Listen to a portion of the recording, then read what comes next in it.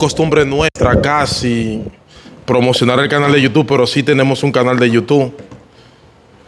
Queremos que el evangelio se extiende después que grabamos el video, y realmente mi deseo es que cada adventista, cada uno de ustedes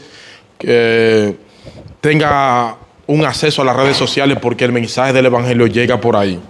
Así que, mis hermanos, buenos días para todos. Gracias por estar aquí. Vamos a orar para que el Señor nos guíe. Querido Padre que mora en las alturas de los cielos, gracias. Exaltamos tu nombre, Señor. Reconocemos tu grandeza, que eres temible y que tú nunca nos fallas. Gracias por tu perdón. Gracias, Señor, por todo. Que todo lo que digamos aquí sea para honrar y glorificar tu nombre y crecer espiritualmente. En el nombre de Jesús, amén. El título del tema de hoy es El corazón de la Biblia. Romanos capítulo 3, versículo 21 al 26. Leemos. Pero ahora, aparte de la ley, se ha manifestado la justicia de Dios, testificada por la ley y por los profetas.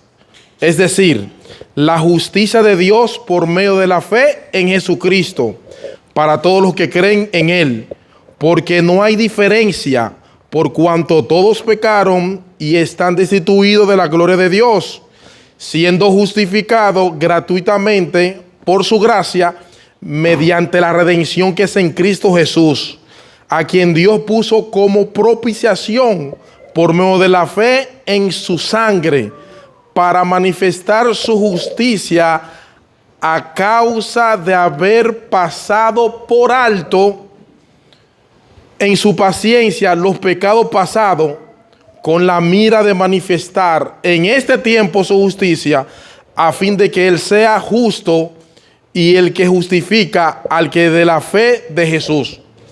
El que tiene fe en Jesús, Dios lo justifica. Romanos capítulo 3, versículo 21 al 26, es considerado el corazón del evangelio en la Biblia. Explica cómo Dios puede perdonar a pecadores culpables sin dejar de ser un juez perfectamente justo.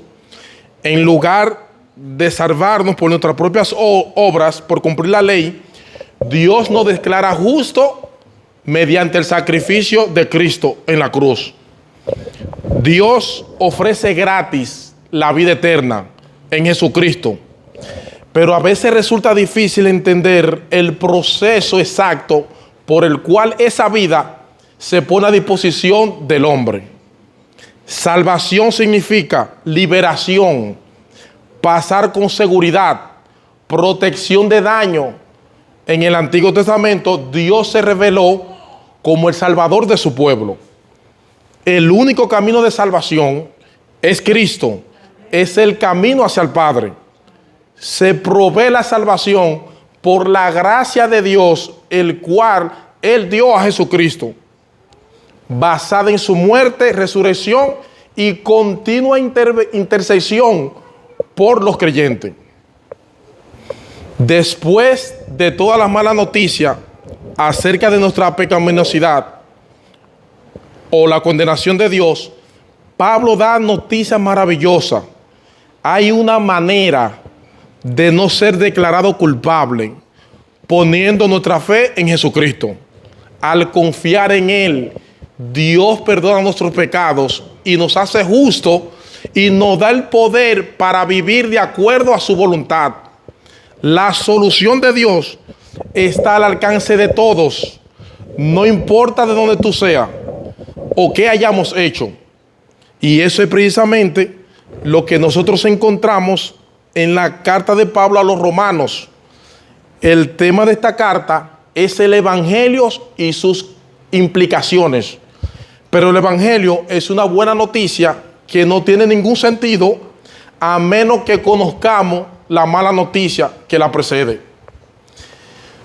Y eso es lo que Pablo hace al fin del capítulo 18, del versículo 1 al capítulo 3, versículo 20. Presentarnos un diagnóstico de la condición espiritual de la raza humana en la presencia de Dios.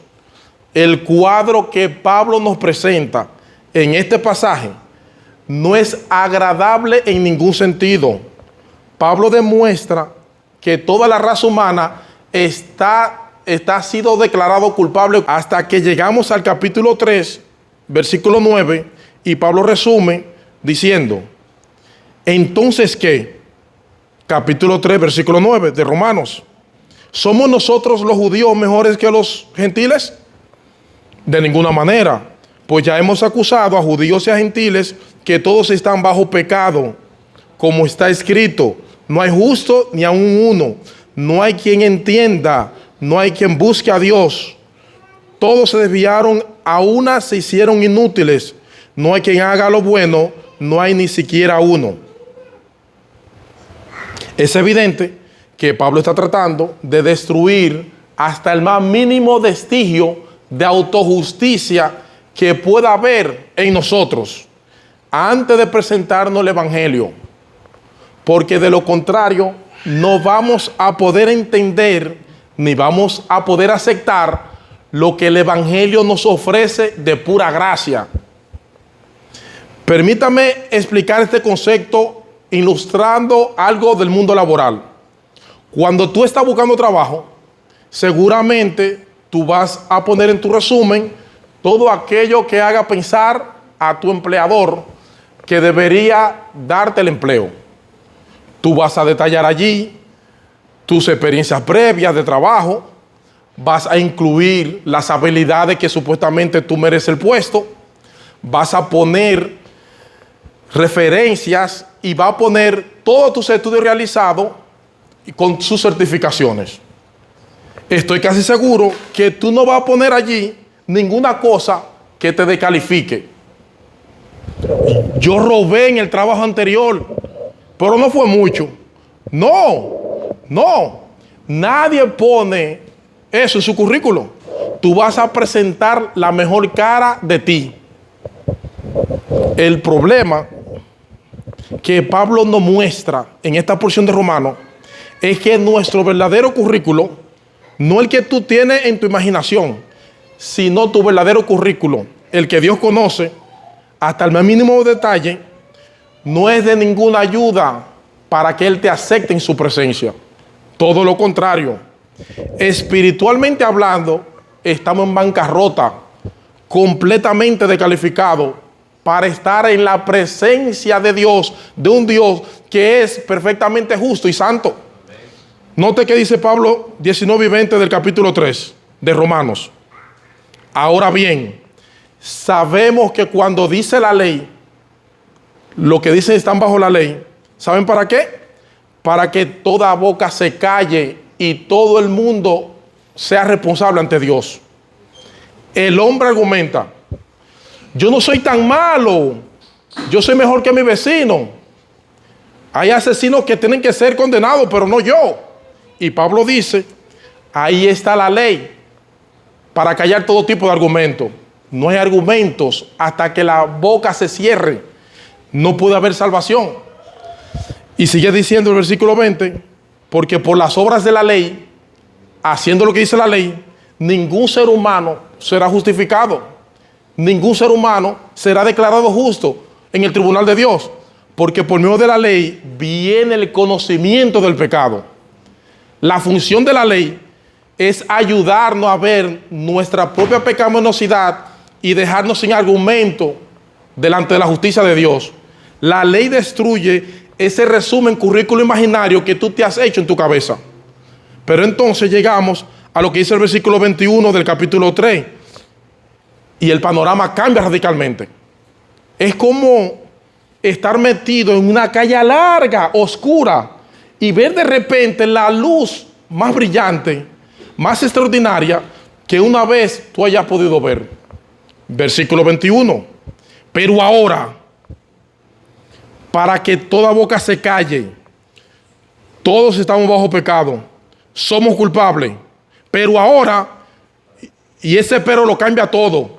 Lo que Pablo va a decir en los versículos 21 al 26, es la noticia más extraordinaria, es la noticia más asombrosa que alguna vez haya sido proclamado por boca humana.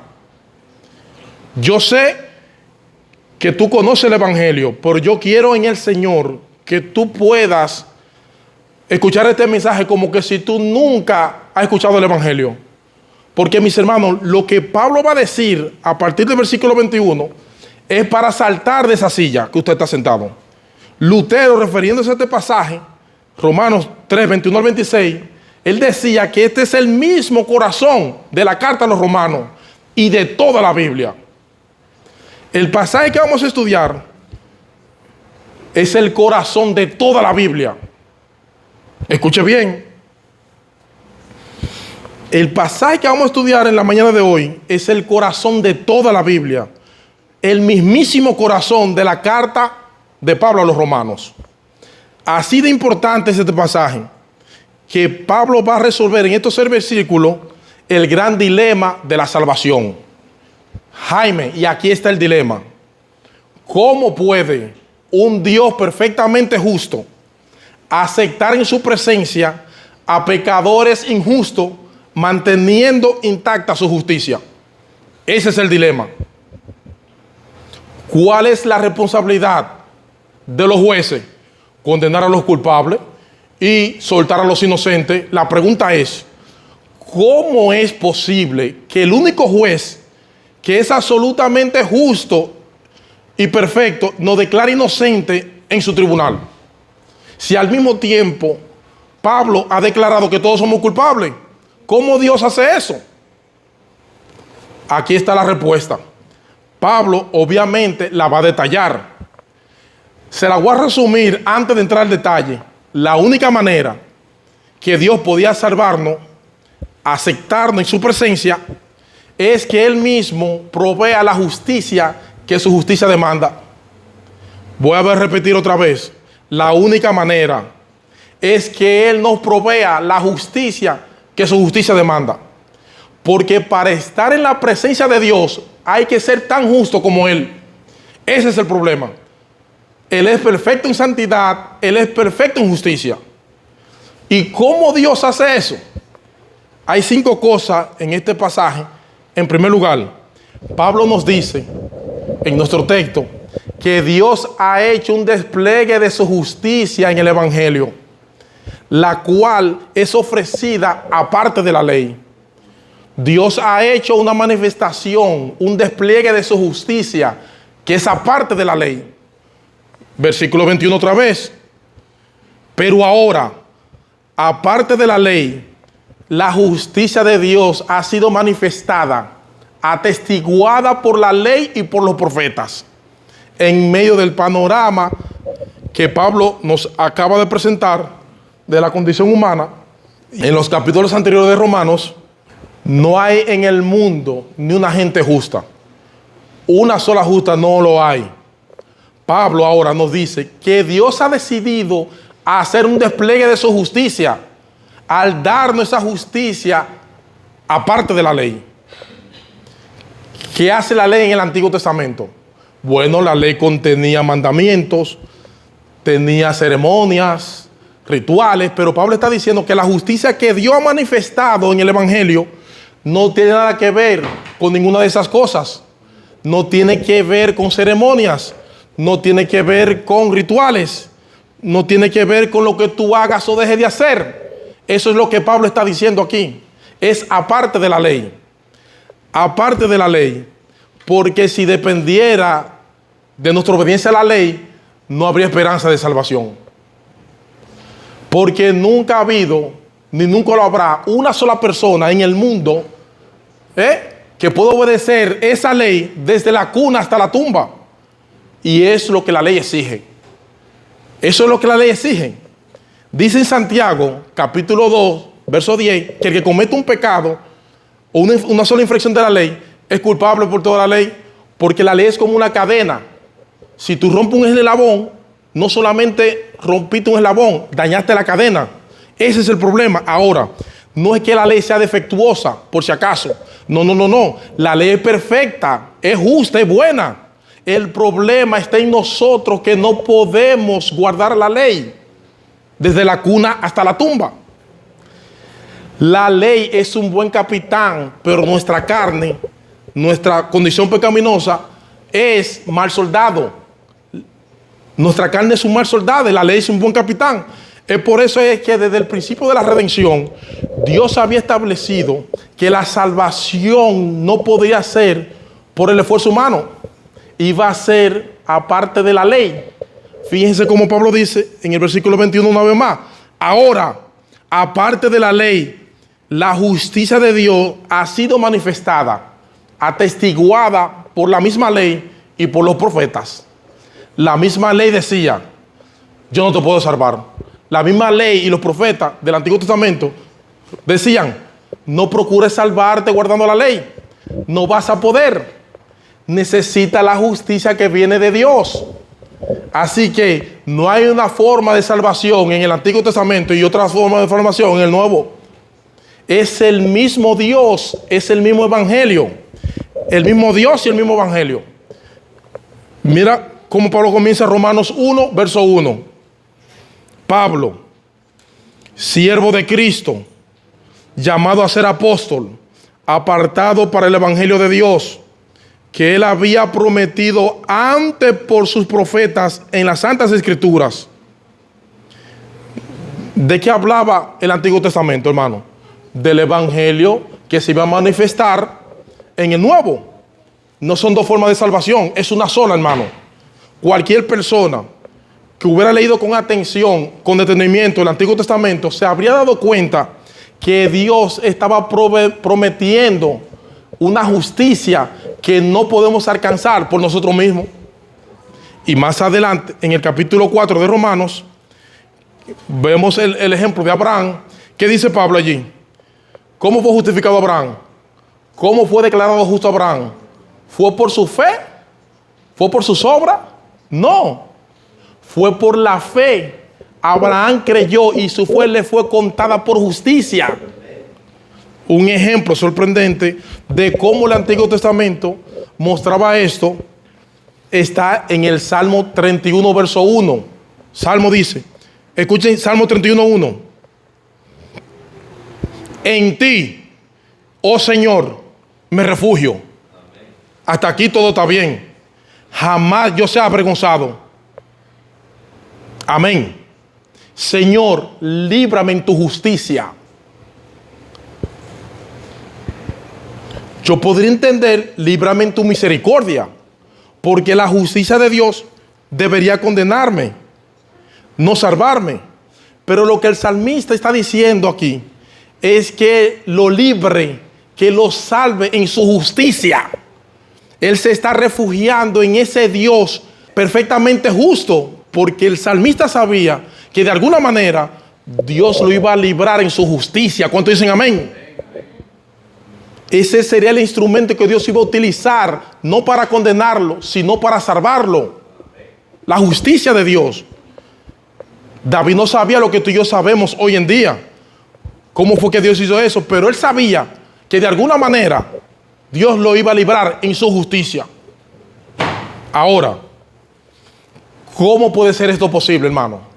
Pablo lo explica en el versículo 22. Y eso nos lleva a nuestra segunda parte del tema. Ya dijimos que esta justicia es aparte de la ley.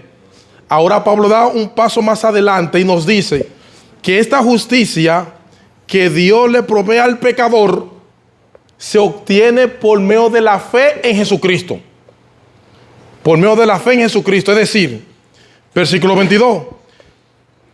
La justicia de Dios por medio de la fe, no la tuya ni la mía, porque esa no vale nada. La justicia de Dios por medio de la fe en Jesucristo para todos los que creen. Ya Pablo había dicho en el capítulo 1 de la carta de Romanos que el Evangelio se revela la justicia de Dios por fe y para fe. Desde el principio hasta el fin es por fe, mis hermanos. Habacuc 2:4 dice, el justo por la fe vivirá. Así que Del principio al fin, la salvación es por la fe. Pero ahora Pablo nos dice, más específicamente, que esa fe tiene un objeto en particular. Tiene que estar depositada en Jesucristo y en nadie más. Amén.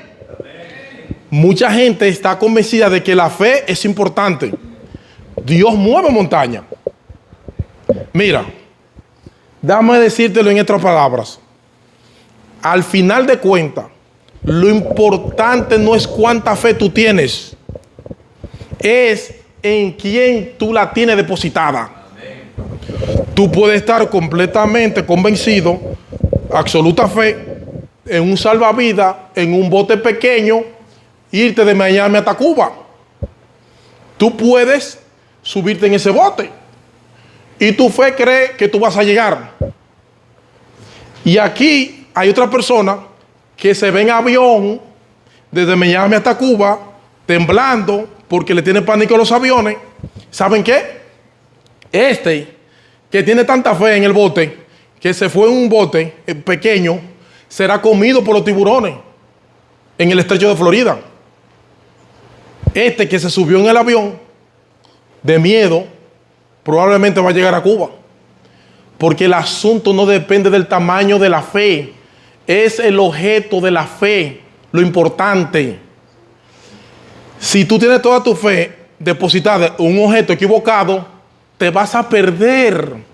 No es la fe, mis hermanos, no es la sinceridad de tu fe, es el objeto de la fe. Bueno, lo que está diciendo Pablo aquí es que la fe verdadera descansa únicamente en el Señor Jesucristo y en nadie más. ¿Cuántos dicen amén?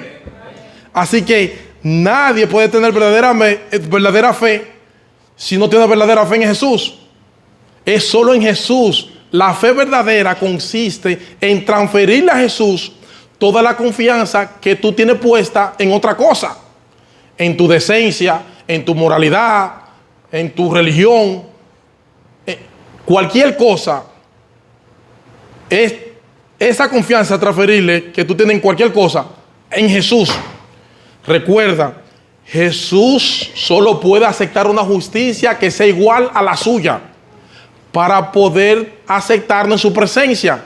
Y esa justicia se encuentra únicamente en el Dios encarnado, nuestro Señor Jesucristo.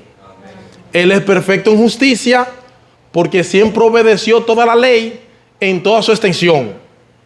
En otras palabras, nuestro precioso Señor Jesucristo, en cada microsegundo de su existencia, Él amó a Dios al Padre con todo su corazón, con toda su alma y con toda su mente, con toda su fuerza, y al prójimo como a sí mismo. Cada microsegundo de su existencia. Ni tú y yo podemos hacer eso. Lo que Dios nos ofrece, el Evangelio, es lo impresionante, es transferir a nuestra cuenta esa justicia perfecta de Jesús por medio de la fe. ¿Cuántos dicen amén? Segunda de Corintios 5:21 dice: al que no conoció pecado, por nosotros Dios lo hizo pecado, para que nosotros fuésemos hechos, escuchen esto, justicia de Dios en él. Justicia de Dios en él. ¿Han oído esta frase ustedes? Dios nos ama tal cual somos. ¿Lo han oído ustedes eso? Falso. Absolutamente. Mira, déjame decirte algo. Hay una persona en todo el universo al que Dios ama tal cual es, y es Jesucristo. Dios nos ama a pesar de lo que somos. Es muy diferente. Dios nos ama a pesar de lo que somos, y por causa de su amor envió a su Hijo para que tú y yo podamos ser lo que somos. Dios nos ama a nosotros a pesar de lo que somos, mis hermanos, porque Él rehúsa dejarnos nuestra vida de pecado. Si tú tienes un niño y tú ves que ese niño se cae y se fractura una rodilla, un tobillo, un brazo, ¿usted lo va a dejar ahí fracturado? ¿Usted lo va a levantar y lo va a llevar al hospital para que sea sanado? No vuelva a decir que Dios nos ama tal cual somos. No. Solo Jesús ama tal cual es. A nosotros nos ama a pesar de lo que somos, es muy diferente. Este es mi hijo amado en quien tengo complacencia. El único hijo al que Dios se complace es Jesucristo, porque Él es perfecto en justicia, Él es perfecto en santidad. Y lo que Dios hace es que nos une a Cristo por la fe, nos une a Cristo por la fe, de tal manera que ahora Dios nos ve en su Hijo. Y en Él tiene toda su complacencia. Así que, mi amigo, la salvación es únicamente por medio de la fe en Jesucristo. Únicamente. Ahora, luego Pablo añade una frase que de en primera impresión parece como contradictoria. Dice, para todos los que creen. Para todos los que creen. Versículo 22. Eso nos lleva a nuestra tercera parte del tema. Ya dijimos que esta justicia es aparte de la ley.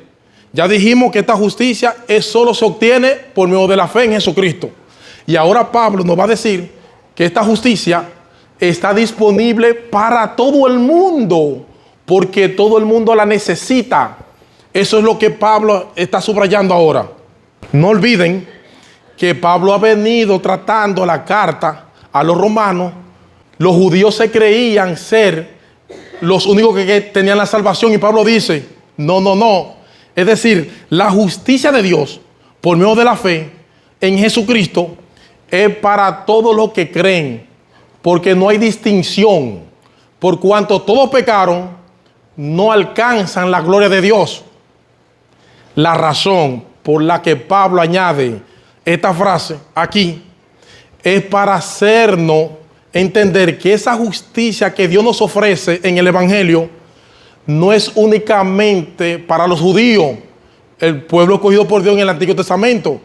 No es solamente para la gente decente, no es para aquellos que están haciendo un esfuerzo para ser buena persona. No, es para todos los que creen, mis hermanos, para todos los que creen sin distinción.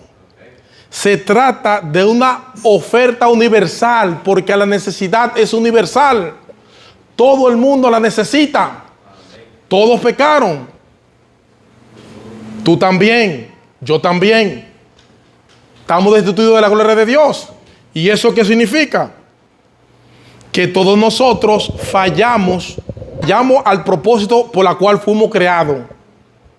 Nosotros fuimos creados para reflejar la imagen de Dios y para darle gloria a Dios. Nosotros fuimos creados a imagen y semejanza de Dios para darle gloria a Dios. Pero el pecado desfiguró esa imagen. No solo eso, nos convirtió en ladrones de gloria. Nosotros somos ladrones de gloria. En vez de buscar que Dios sea reconocido, que Dios sea exaltado, nosotros queremos esa gloria para nosotros mismos. Nosotros queremos que esa gloria sea nuestra. Esa es la acusación de Pablo en Romanos 1:20. Pablo dice que aunque los hombres conocen a Dios por medio de lo creado, es evidente que hay un Dios por medio de lo creado. No es evidente que este edificio tiene un diseñador. Este edificio lo hizo un arquitecto, señores. No es evidente. ¿Y por qué tú miras el universo y dices, ¿quién hizo el universo? No hay excusa para el hombre, dice Pablo, porque la evidencia está allí delante de todos. Así que el hombre, aunque conocía a Dios, dice Pablo, no le glorificaron como a Dios, ni le dieron gracia, sino que se envanecieron en su razonamiento y en su corazón. Y su corazón fue entenebrecido. No queremos glorificar a Dios, no queremos darle gracia. Y por eso es que las religiones humanas son tan atractivas, porque la religión te dice, si tú haces esto y haces aquello y esto, y va a misa y lee la Biblia y hace esto, aquello, no sé qué cosa, entonces te vas a salvar. De alguna manera, yo hice algo que hizo que Dios me diera la salvación. Hasta en eso queremos quitarle la salvación a Dios. De alguna manera yo hice algo, por lo tanto yo me merezco la salvación. Esa es la tragedia de la raza humana. Hemos perdido de vista la razón de nuestra existencia. La razón de nuestra existencia es glorificar a Dios y gozar con Él por siempre. Para eso fuimos creados. Así que, mi amigo, no pienses por ningún momento que tú no necesitas la salvación y el evangelio que Cristo ofrece. No hay diferencia, dice Pablo. Alguien lo dijo en una forma más gramática de la que yo lo puedo decir. Escucha esto. Las prostitutas, los ladrones, el mentiroso, el asesino, están privados de esa gloria. Y tú también. Tal vez, dice el autor, tal vez ellos están en el fondo de una mina y tú en las cimas de los Alpes. Pero está tan lejos como ellos de poder tocar las estrellas. ¿Ven el punto? Allá nosotros vemos a los asesinos, a las prostitutas, a los narcotraficantes, allá. Tú te ves en la cresta de los Alpes. Si te compara con la prostituta o los ladrones o los asesinos, parece que está alto. Pero si te compara con las estrellas, están en el mismo punto, mis hermanos. Mi amigo, mi hermano. Cuando la tabla de comparación es la gloria de Dios, tu currículo no solo deja de ser impresionante, sino que se vuelve en contra tuya. No hay ni un ser humano en el planeta que no necesite de esa justicia que Dios ofrece en el evangelio. Pero por eso mismo Dios la ha puesto a disposición de todos, rico, pobre, blanco, negro, educados, analfabetos, decentes, indecentes, moralistas, inmorales, ladrones, para todos los que creen, porque no hay distinción. No se trata de algo que merece, es algo que Dios ha decidido darlo simplemente a aquellos que extienden su mano desnuda para recibir el regalo. Y eso nos lleva a nuestra cuarta parte del tema, y es que esta justicia, mis hermanos, viene de la buena disposición de Dios. Versículo 24. Siendo justificado gratuitamente por su gracia. ¿Están viendo?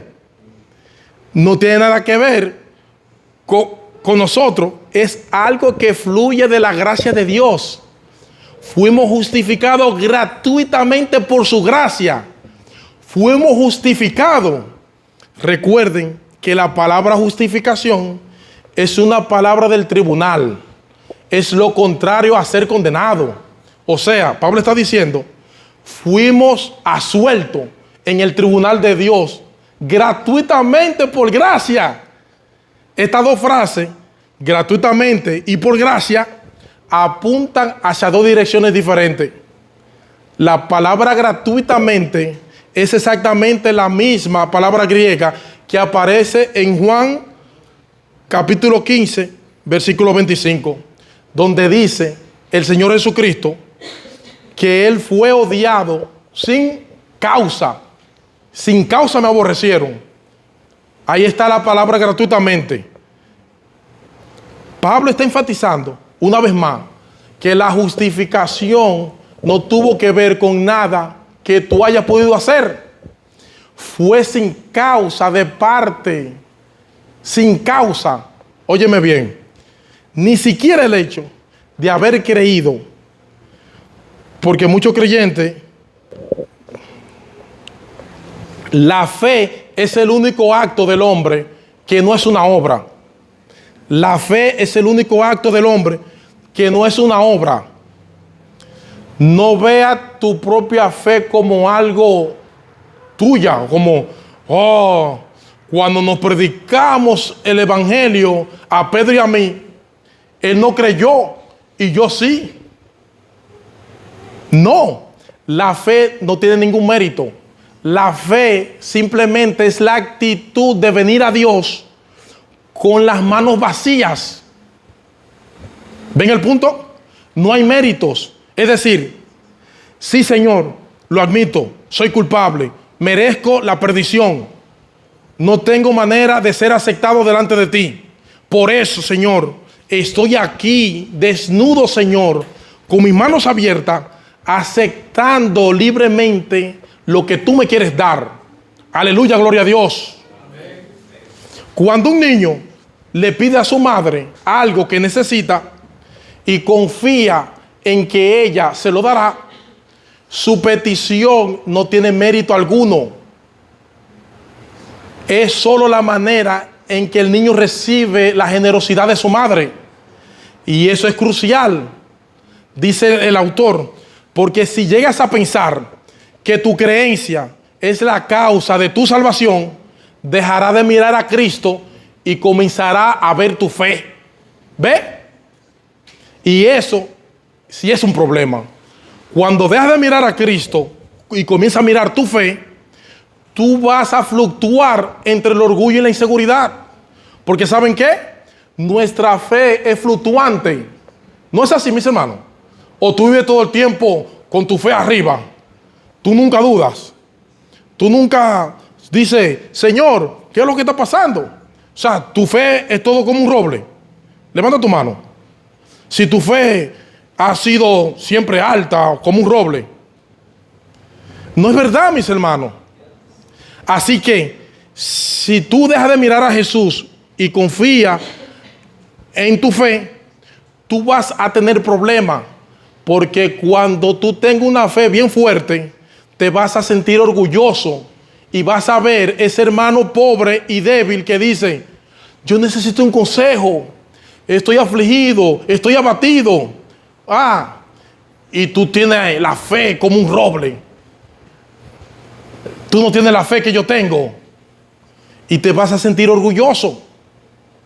Pero en los momentos en que tú estés casi en el borde de la perdición, te vas a sentir inseguro.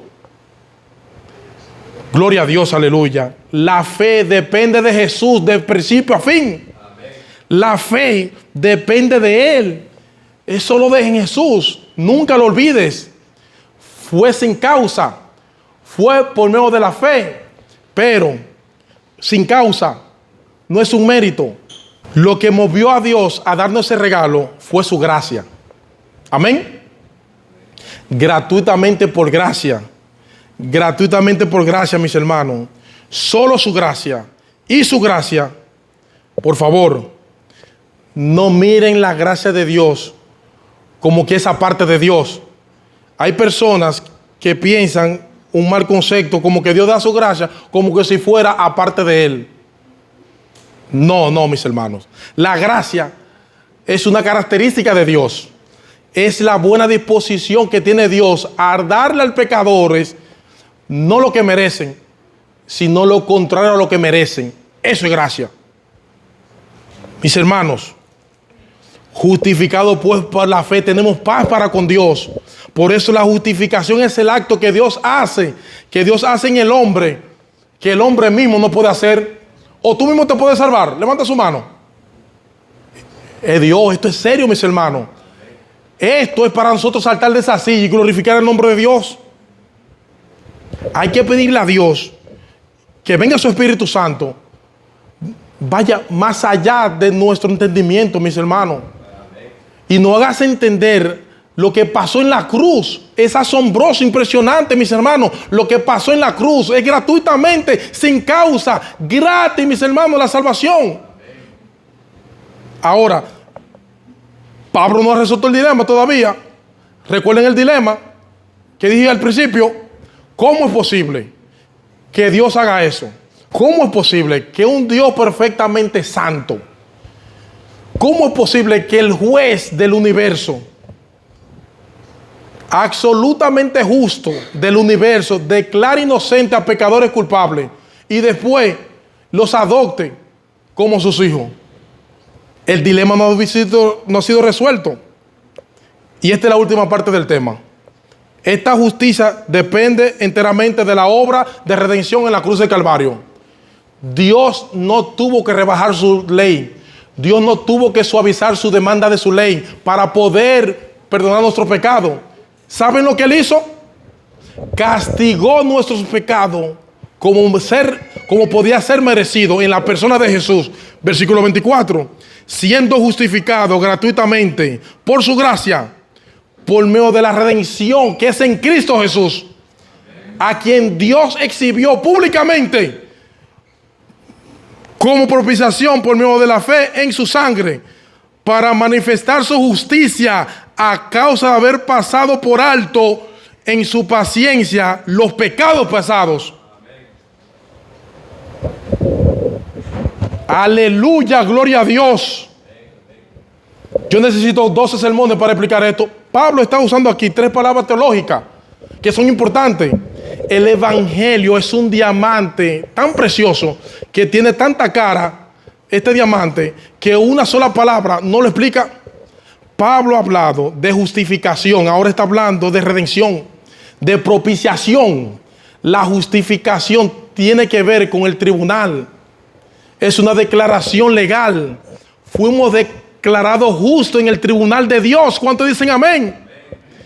Pero Pablo no dice que también fuimos redimidos. Redimidos.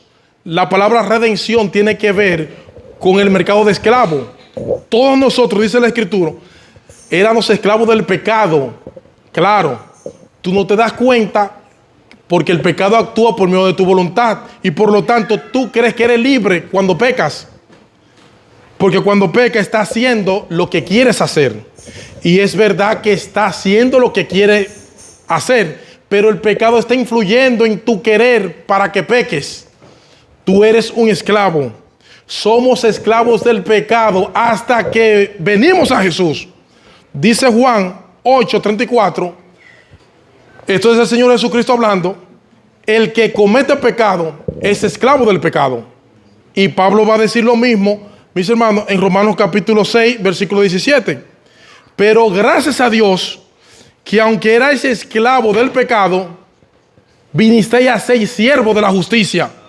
Oigan, aunque erais esclavo del pecado, os hiciste obediente de corazón a aquella forma de enseñanza a la que fuiste entregado. Y habiendo sido libertado del pecado, entonces os habéis hecho siervos de la justicia. Éramos esclavos del pecado. Cristo nos libertó de esa esclavitud. Él pagó nuestra deuda en la justicia de Dios y al mismo tiempo rompió la cadena que nos ataba al pecado. Él nos compró. Él fue al mercado de esclavos y nos compró.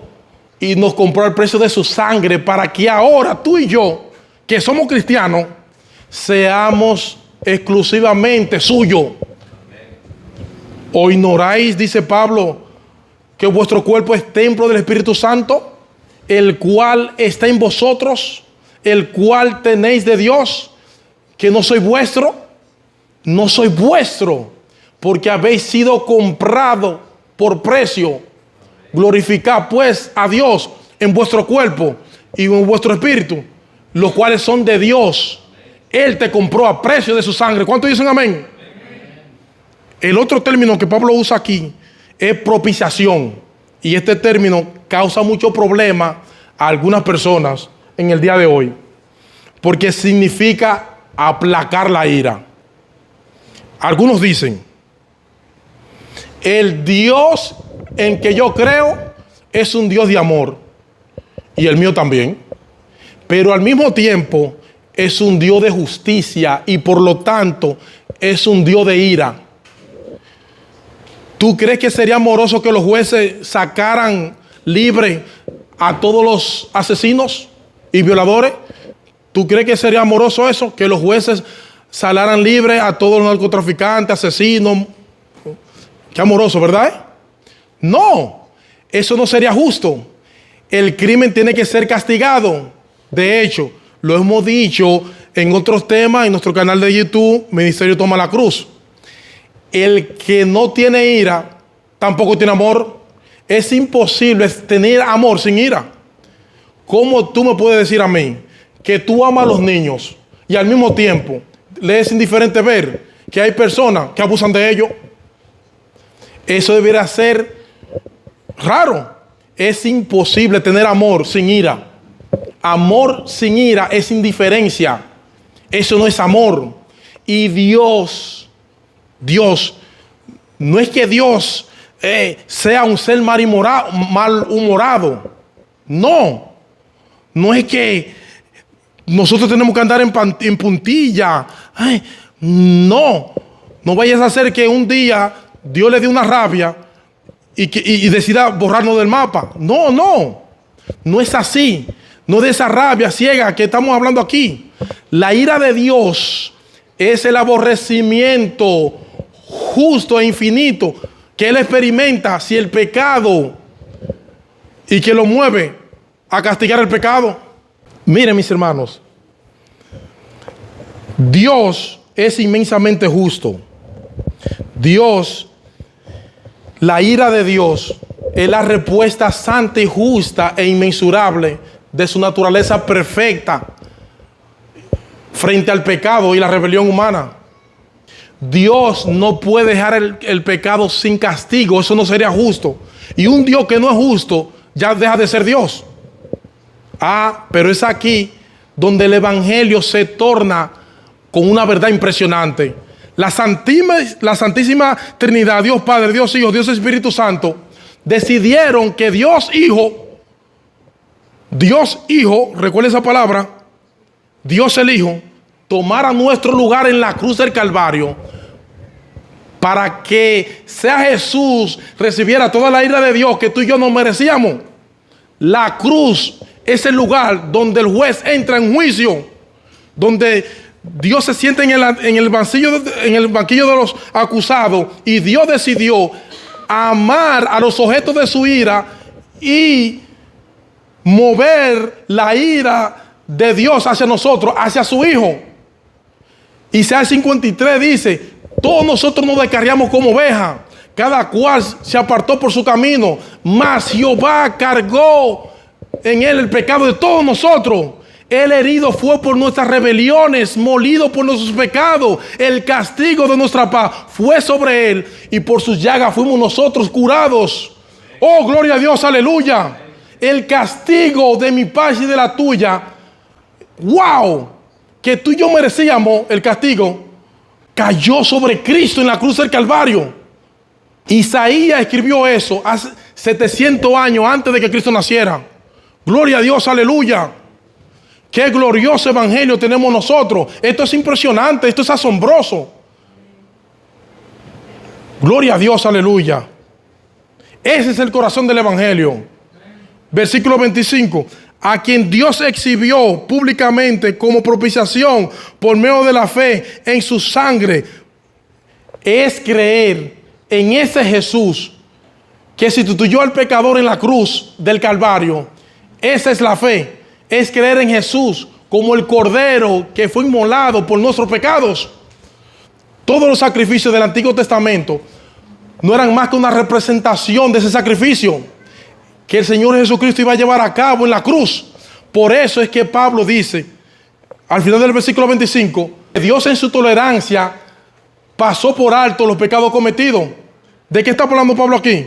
Pablo lo que está diciendo es que la salvación de Abraham, de Moisés, de David, José, Jacob, Daniel, de todos los creyentes del Antiguo Testamento, fue porque Dios en su paciencia esperó el sacrificio de su Hijo para perdonar esos pecados. La salvación de Daniel, Jacob, no dependía de los animales, sacrificados. Eso era perdón a crédito. Dios en su paciencia decidió perdonarlo porque Él sabía que esa tarjeta iba a ser pagada. No fueron los animales. No, dice Hebreo. Los animales no pueden borrar pecado. Fue la sangre de Jesucristo. Y Dios en su paciencia esperó hasta que viniera su Hijo y fuera muerto en la cruz del Calvario.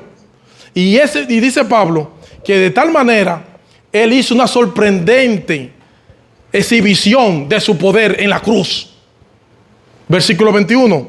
Pero aparte de la ley, la justicia de Dios ha sido manifestada, a quien Dios exhibió públicamente por propiciación a través de la fe, como demostración de su justicia, para demostrar En este tiempo su justicia, Pablo dice, ¿tú quieres saber qué justo es Dios? Mira la cruz. Ahí está la demostración. Ahí están los juegos artificiales de Dios. El dilema resuelto. El dilema fue resuelto.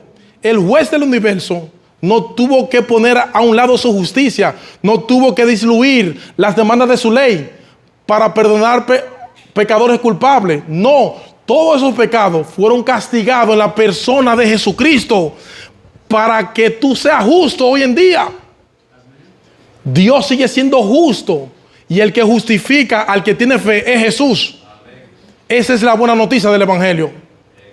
Que de tal manera amó Dios al mundo que ha dado su Hijo único para que todo aquel que en él crea no se pierda, sino tenga vida eterna. Ahora, mis hermanos, para concluir, recuerden que la carta de los romanos no fue una carta para evangelizar a los inconversos de Roma. Esta carta fue enviada a una iglesia, a un grupo de cristianos. ¿Saben por qué?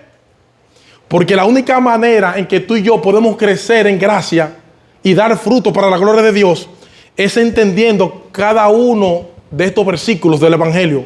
¿A dónde Pablo va a llegar? Y a Romanos 12. Oh hermanos, por la misericordia de Dios. ¿Cuál es misericordia? ¿Tú quieres más misericordia de esas? La que Cristo dio en la cruz de Calvario. Os ruego por la misericordia de Dios que presentéis vuestro cuerpo en sacrificio vivo, santo, agradable a Dios, que es vuestro culto racional. ¿Cuántos dicen amén? No conforméis a este siglo, sino dejaos ser transformado por la renovación de nuestro entendimiento, para que comprobéis cuál es la voluntad de Dios, agradable y perfecta. Si la salvación es un regalo de Dios, aparte de cualquier obra humana, mis hermanos, tú y yo no tenemos nada de qué gloriarnos. Si hay algo que debería distinguir a un cristiano, es humildad. No tenemos de qué gloriarnos, nada. Dicho esto, mis hermanos, ¿dónde está la jactancia? Queda excluida. ¿Por cuál ley? ¿Por la de las obras? No, sino por la ley de la fe. Concluimos pues que el hombre es justificado por fe, sin las obras de la ley. ¿Dónde está la jactancia? Miembro de iglesia, ¿tú crees que tú eres mejor que los que están allá afuera porque tú estás aquí adentro? ¿Dónde está la jactancia? No tenemos de qué jactarnos, pero sí tenemos toda la razón del mundo de vivir en gratitud y glorificar el nombre de Dios por toda la eternidad. Aquel que nos salvó gratuitamente por su gracia, la salvación es del Señor del principio al fin. Por lo tanto, solo Dios merece toda la gloria. No solo por el hecho de haber sido salvado. No, Él merece toda la gloria por cada paso que damos hacia adelante en el camino de la salvación. Él merece cada gloria por cada fruta que tú y yo damos para su reino. Más por Él nosotros estáis en Cristo Jesús, el cual nos ha sido hecho por Dios sabiduría, justificación, redención. ¿Para qué? Para que, como está escrito, el que se gloríe, gloríese en el Señor. Hermanos, no debemos nosotros vivir con el corazón encendido con fuego del altar por admiración de nuestro Señor Jesucristo. Si tu corazón está frío en esta mañana, pídele a Dios que te lo encienda.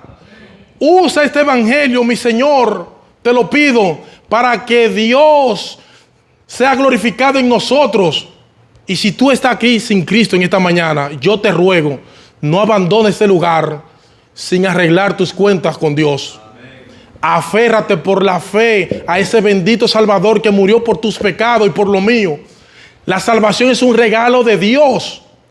Entonces tú puedes ser salvado en este mismo instante. No tienes que tratar de mejorar tu vida. No lo hagas. No trates de mejorar tu vida. Ven a Cristo.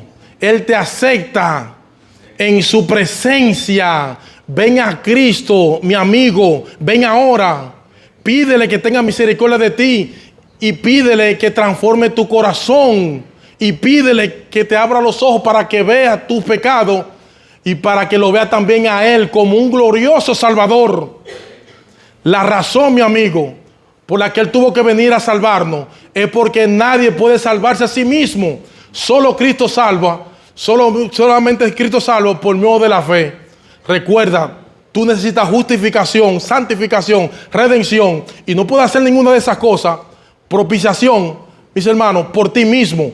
Todos necesitamos depositar la fe en Jesucristo. Amén. Que Dios le bendiga.